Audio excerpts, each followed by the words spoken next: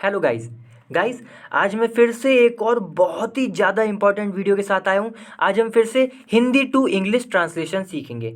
तो दोस्तों वीडियो को लाइक जरूर कर दें, शेयर कर दें और चैनल को सब्सक्राइब जरूर कर दें। ठीक है, चलिए वीडियो को शुरू करते हैं। तो देखिए सबसे पहले लिखा हुआ है मैं आज अस्पताल गया था। अब इस लाइन को हम कैसे लिखेंगे, देखिए मैं मतलब आई वेंट टू। अब देखो वेंट टू लगाना पड़ेगा यहाँ पे गो टू नहीं लगेगा, क्योंकि बात हो चुकी है, बीत चुकी है, यानी कि पास्ट की बात कर रहे हैं, इसलिए वेंट टू लगाना पड़ेगा। ठीक है, तो I went to the hospital. ठीक है, I went to the hospital यानी कि मैं अस्पताल गया, या गया था या गया, बात वही है। ठीक है, अभी इसमें इसमें हम ऐसे ही बोलेंगे I went to the hospital. ठीक है, क्योंकि मुझे बुखार हो गया था। बिकॉज, अब मैं एक चीज़ बताऊंगा, बिकॉज बहुत ध्यान से समझना, because I had got fever. अब देखो दोस्तों यहाँ पे एक इम्पॉर्टेंट बात बताता हूँ। ये जो बात है, एक तो इसमें ना यहाँ तक देखो सेंटेंस खत्म हो रहा है, यहाँ पे सेंटेंस खत्म हो रहा है। इसमें दो बातें कही गई है, एक तो ये अस्पताल गया और एक बात कही गई है कि मुझे बुखार हुआ। अब आप खुद ही सोच के बताओ कि इन दोनों में से पहले क्या हुआ होगा। क्या ये पहले अस्पताल गया या इसे बुखार हुआ होगा? पहले तो इसे बुखार हुआ होगा, फिर ये अस्पताल गया होगा। तो जो चीज़ पहले हुई थी उसके साथ हमें हैड गॉट लगा दिया, समझ गए? मतलब कि जैसे कि मेरे को बुखार हो गया था तो आई हैड गॉट फीवर का मतलब मुझे बुखार हो गया था। और इसको हम सिंपल फॉर्म में सेकंड फॉर्म के साथ दिखाएंगे।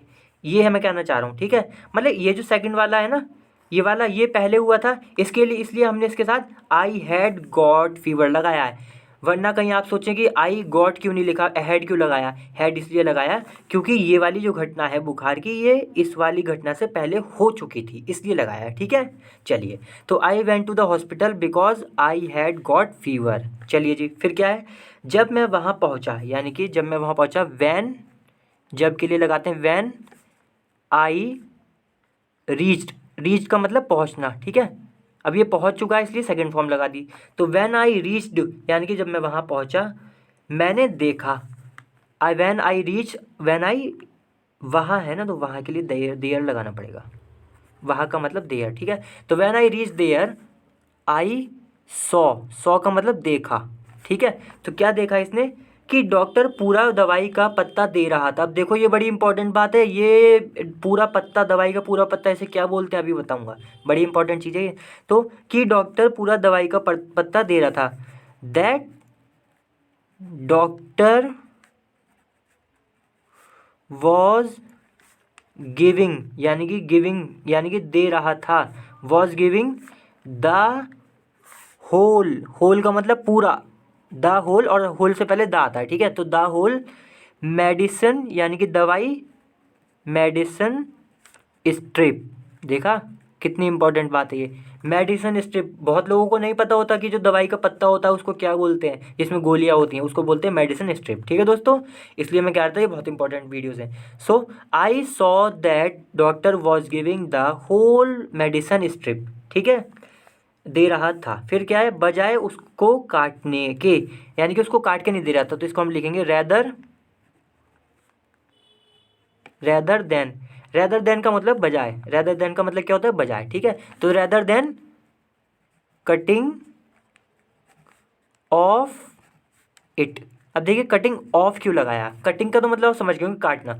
यहाँ पे ऑफ जो है ना, ये बता रहा है कि दो चीज़ें अलग हो रही हैं। देखिए दोस्तों, जब एक सतह से दूसरी सतह अलग होती है तो हम फ्रॉम नहीं ऑफ लगाते हैं। अब जैसे उनने जब वो पत्ता काटता कैंची से दवाई का, तो क्या होता, दो पीस बनते और वो दो पीस एक दूसरे अलग होते, उसकी सतह अलग अलग होती है एक दूसरे से, इसलिए ऑफ लगाया है। ठीक है, तो rather than cutting of it, या फिर हम ये भी कह सकते थे कि कटिंग इट ऑफ। इट को हम बाद में भी लगा सकते थे और इन दोनों के बीच में भी। ठीक है दोस्तों, चलिए फिर है फिर क्या हुआ, दे रहा था बजाय उसके काटने के, जिससे मेरा खर्चा बढ़ गया। अब इसको कैसे लिखेंगे, मतलब इसको पूरा पत्ता मिलना लेना पड़ा तो इसका खर्चा बढ़ गया। तो ये कह रहा है जिससे मेरा खर्चा बढ़ गया, यानी कि विच, जिससे यानी कि विच इंक्रीज का मतलब दोस्तों बढ़ा देना, कुछ बढ़ा देना। ठीक है, बढ़ा देने के लिए हम इंक्रीज लगा देते हैं। विच इंक्रीज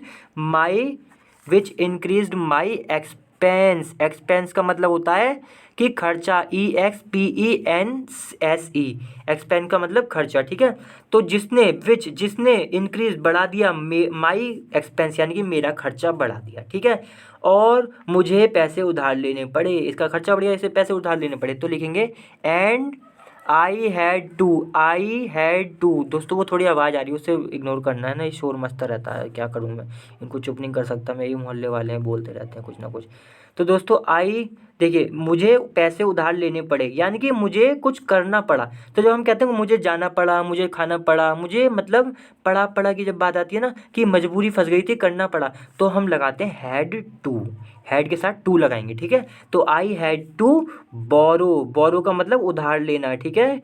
तो बोरो, और क्या लेने पड़े, पैसे, यानी कि मनी। दोस्तों बहुत इंपॉर्टेंट वीडियो है ये समझ लीजिए, ये मैं वो बातें बता रहा हूँ जो बिल्कुल आम भाषा में काम आती हैं। अब जैसे कि दवाई का पत्ता, ये कितनी आम भाषा में दवाई सब लेते हैं, तो इसलिए बड़ी इंपॉर्टेंट वीडियो है, ठीक है दोस्तों।